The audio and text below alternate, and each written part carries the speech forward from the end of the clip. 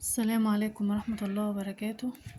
النهاردة معانا حلقة جديدة وفيديو جديد لفيديو متميز جدا. هنعمل النهاردة معانا الفطير المشلتت الفلاحي بطريقة جدتي.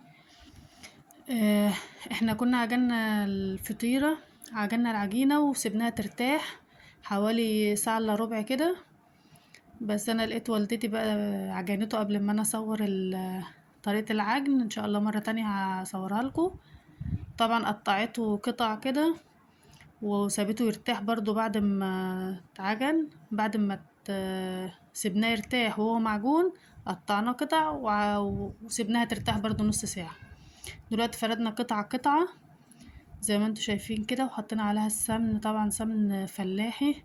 احنا طبعا انتوا عارفين الغلاء، احنا حاطين سمن بلدي فلاحي على سمن من التاني، خلطين يعني، على كوباية زيت زي ما انتوا شايفين كده. دي اول فطيرة عملناها معانا، والدتي طبعا هي اللي بتعملها اهيت. احنا طبعا بنحب الفطير من ايديها جدا اهوت معانا.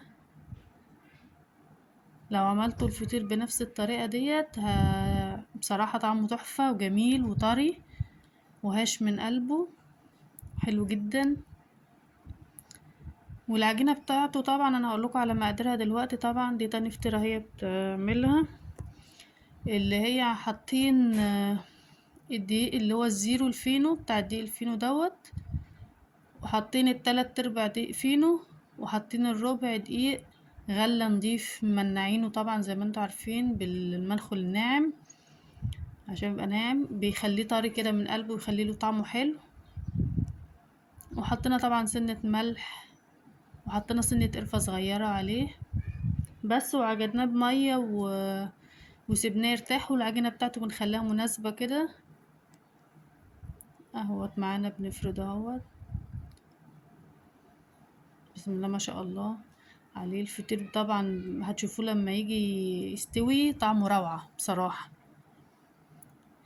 ديت طبعا السمنة البلدي مخلوطة طبعا مع سمنة من التانية مع زيت، بس طبعا الأغلبية سمنة بلدي، لأن هو الفطير بصراحة ما بتعرفش تعمل غير بالسمنة البلدي، بيبقى ريحته روعة وطعمه جميل بصراحة. تشوفوا معانا اهوت، طريقته سهلة وبسيطة لكل عروسة طبعا لسه متجوزة نفسها تعمل فطير، لكل ست بيت نفسها برضو او هي مش فاكرة ايام والدتها بتعملوا الفطير ازاي، هتشوفها معانا. الفطير دوت زي ده الفطير الفلاحي اللي كنا بنعمله ايام زمان، الطريقة دي. وبنعمله برضو بطريقة تانية اللي هي بنقطعه كور صغيرة وبنعمله رقات رقات. طريقتين احسن من بعض بصراحة، بس انا حبيت المرة دي ان احنا نصورهولكوا واحنا عاملينه بنفرده على الطبلية زي ما كنا بنفرده ايام جدتي.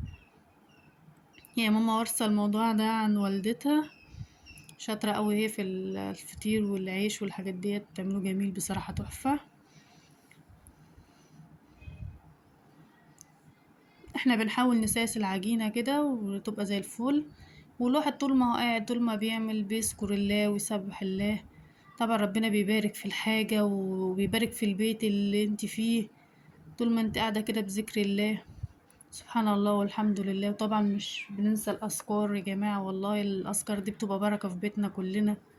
أذكار الصباح والمساء بتحرس الواحد من أي حاجة وحشة. اهوت معانا. طبعا ما صورتش الفطير كله وهو بيتعمل عشان ايه، مش هطول عليكم الحلقة. انا صورت بس 4 فطيرات، احنا كنا عاملين 8 ما شاء الله، فانا صورت معاكم بس 4. وبعدين ابتديت بقى ان انا اساعد والدتي في ال4 التانيين اعملهم معاها، عشان طبعا مش عارفة اصور واعمل، وعملناهم بسرعة. وبعدين قعدت سويته، هوريكم برضو وانا قاعدة بسويه شكله عامل ازاي.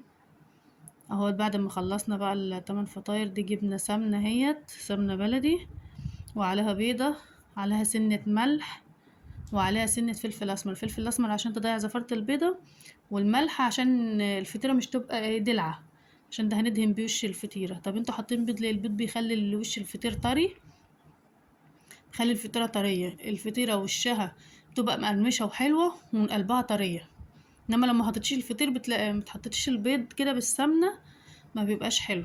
يا سلام بقى لو انت عندك حتة قشطة، احنا للأسف ما كانش عندنا قشطة ساعتها، بس لو في حتة قشطة وجيتي عملتي، احنا حاطين البيض ده بديل القشطة، لو جيتي حطيتي حتة سمنة بلدي ومعاها حتة قشطة كده وقلبتيهم مع بعض كده ودهنتي وش الفطيرة، تبقى بصراحة روعة، بتخلي الفطير طالع بيغني اكتر ما هو بيغني كده واحنا عاملينه برضه. بس بصراحة الطريقة اللي احنا عاملينها البيضة بالسمنة ديت طريقة روعة بصراحة. وهتشوف الفطير معانا طالع عامل ازاي، بسم الله ما شاء الله عليه.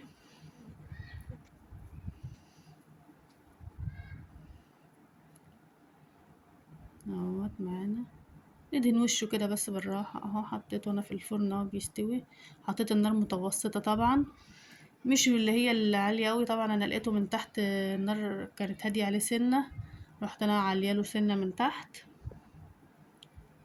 فابتدى ان هو يحمر من فوق ومن تحت من غير ما اقلبه. دي طبعا دي الصاج التاني، انا مستنيه اما الصاج اللي في الفرن يطلع احط ده اهو. بسم الله ما شاء الله طالع عامل ازاي من فوق ومن تحت زي ما زي بعض، والفطيره بتبقى مرمشه من بره ومن قلبها طري وجميل وهش وحلو جدا اهو. مستوي من قلبه اهو، بسيبها على جنب تهدى شويه اهو. بسم الله ما شاء الله كده سويت انا صاجين اهوت، ده 3 صيجان كمان، فاضل صاج في الفرن. ما شاء الله عليه طالع زي الفل، وريحته بقى ما اقولكوش. يا ريت بقى مش تنسوني